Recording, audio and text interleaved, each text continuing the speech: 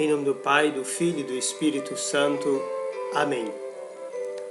Mateus 25, de 14 a 30. Naquele tempo, Jesus contou esta parábola a seus discípulos. Um homem ia viajar para o estrangeiro, chamou seus empregados e lhes entregou seus bens. A um deu 5 talentos, a outro deu 2 e ao terceiro 1. A cada qual de acordo com a sua capacidade. Em seguida, viajou. O empregado que havia recebido 5 talentos saiu logo, trabalhou com eles e lucrou outros 5. Do mesmo modo, o que havia recebido 2 lucrou outros 2. Mas aquele que havia recebido 1 só saiu, cavou um buraco na terra e escondeu o dinheiro do seu patrão. Depois de muito tempo, o patrão voltou e foi acertar contas com os empregados. O empregado que havia recebido 5 talentos entregou-lhes mais 5, dizendo: Senhor, tu me entregaste 5 talentos. Aqui estão mais 5 que lucrei. O patrão lhe disse: Muito bem, servo bom e fiel. Como foste fiel na administração de tão pouco, eu te confiarei muito mais. Vem participar da minha alegria. Chegou também o que havia recebido 2 talentos e disse: Senhor, tu me entregaste 2 talentos. Aqui estão mais 2 que lucrei. O patrão lhe disse: Muito bem, servo bom e fiel. Como foste fiel na administração de tão pouco, eu te confiarei muito mais. Vem participar da minha alegria. Por fim chegou aquele que havia recebido 1 talento e disse: Senhor, sei que és um homem severo, pois colhes onde não plantaste e ceifas onde não semeaste. Por isso fiquei com medo e escondi o teu talento no chão. Aqui tens o que te pertence. O patrão lhe respondeu: servo mau e preguiçoso. Tu sabias que eu colho onde não plantei e ceifo onde não semeei. Então, devias ter depositado meu dinheiro no banco, para que, ao voltar, eu recebesse com juros o que me pertence. Em seguida, o patrão ordenou: tirai dele o talento e dai-o àquele que tem 10. Porque a todo aquele que tem será dado mais, e terá em abundância. Mas daquele que não tem, até mesmo o que tem lhe será tirado. Quanto a este servo inútil, jogai-o lá fora, na escuridão, aí haverá choro e ranger de dentes.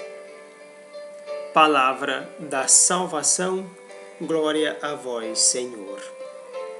Nós estamos refletindo o discurso escatológico de Mateus, que vai até a parte final do texto, a partir do capítulo 24.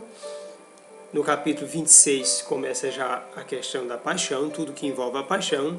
Lembrando que nós estamos no 33º domingo do tempo comum, já vamos terminando esse tempo, são 34 semanas, chegando aí a festa de Cristo Rei para começarmos o novo ano da igreja. Muito bem, nesse momento, esta parábola dentro do contexto da ida e da volta de Jesus Cristo. O escatom quer dizer o último de todas as coisas. A gente celebra muito dentro da igreja as últimas coisas que vão acontecer: morte, juízo, inferno e paraíso.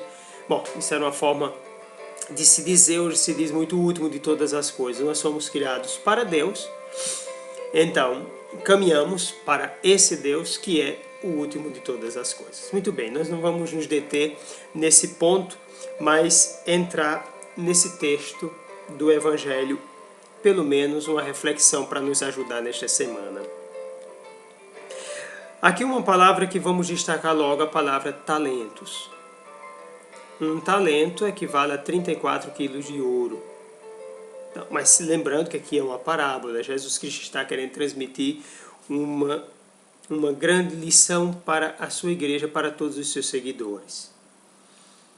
E a um dos 3 convidados aqui, esse patrão dá 5, a outro 2, e a outro dá apenas 1 talento. Para onde esse patrão vai, o que vai acontecer e por que custou tanto e depois retorna, aqui também não vai nos interessar. O que vai interessar é que esse patrão confiou os seus bens a 5 pessoas. E esperava dessas pessoas um incremento daquilo que foi recebido, a fim de que quando ele voltasse tivesse mais, que ele pudesse ter o lucro. Vamos olhar do ponto de vista econômico. É interessante observar que essa visão econômica, se a gente fosse pegar hoje, também não existiria. Porque ninguém vai entregar seus bens nas mãos de outros e deixar que eles produzam assim. Principalmente se é o dono de tudo isso. Fazemos isso quando depositamos em bancos.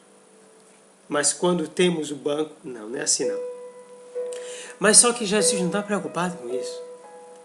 A preocupação de Jesus Cristo é outra. Então, quem é esse patrão? É Jesus Cristo. Jesus Cristo que veio e Jesus Cristo que virá.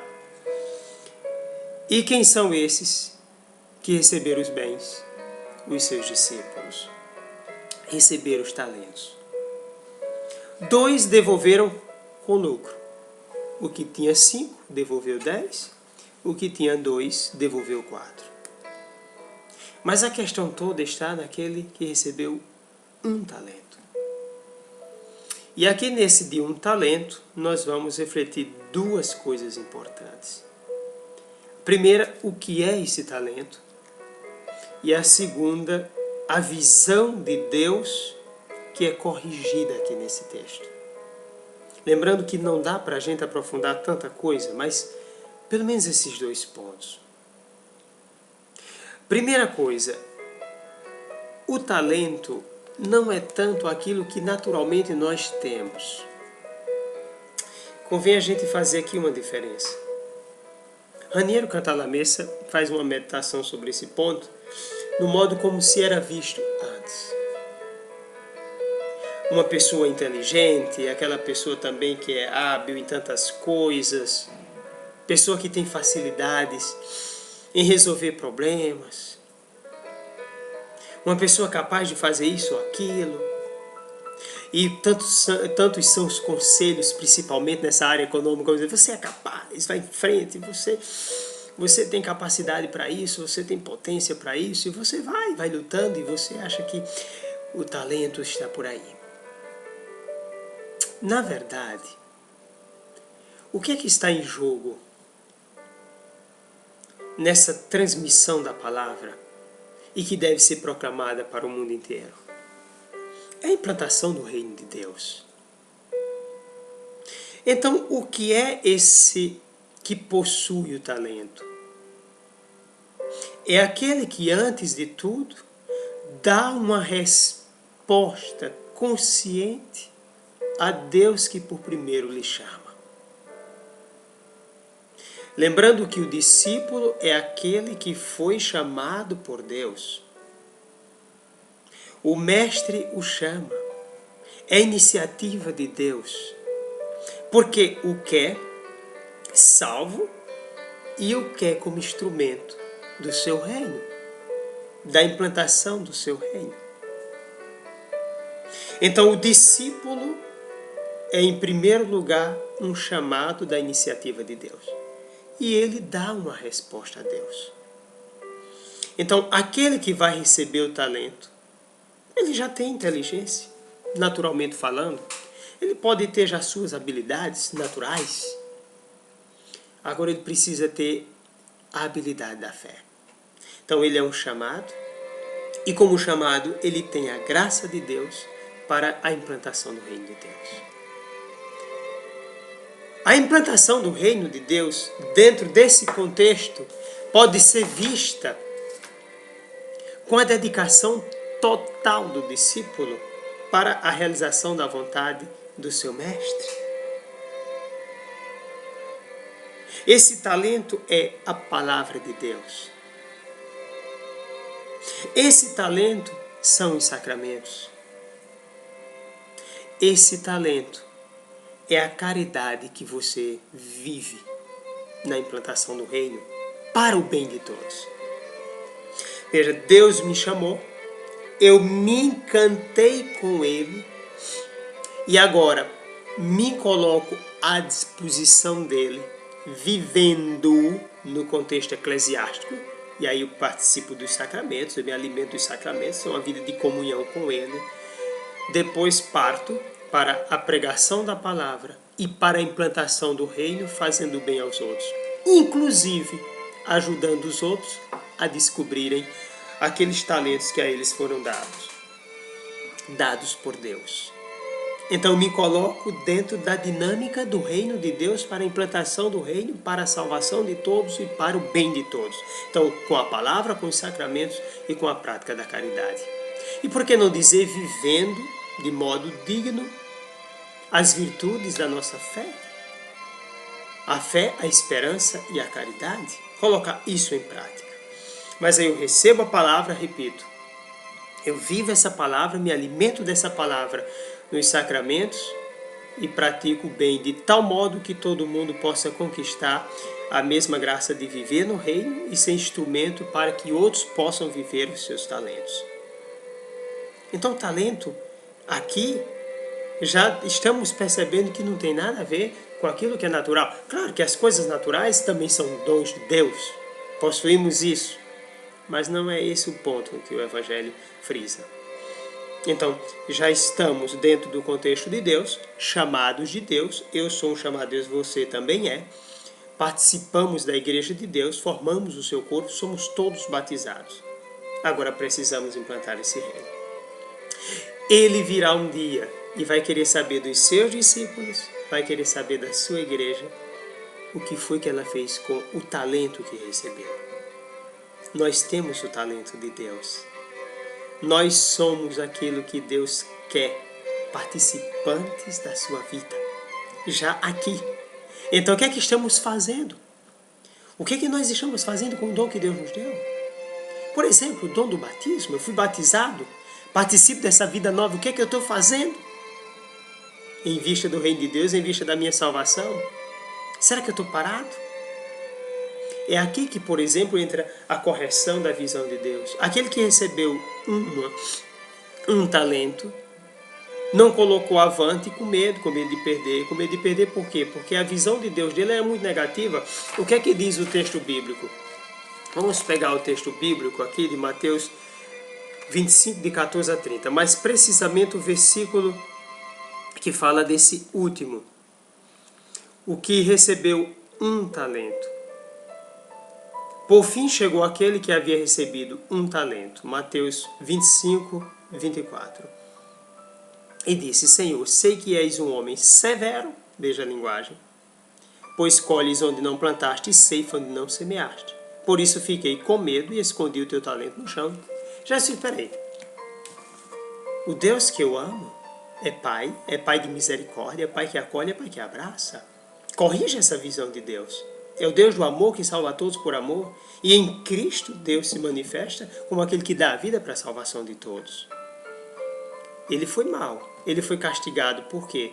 Porque fez alguma coisa errada? Porque não foi capaz de colocar em prática o talento. Ele prendeu o talento em si. Não deixou que ele crescesse.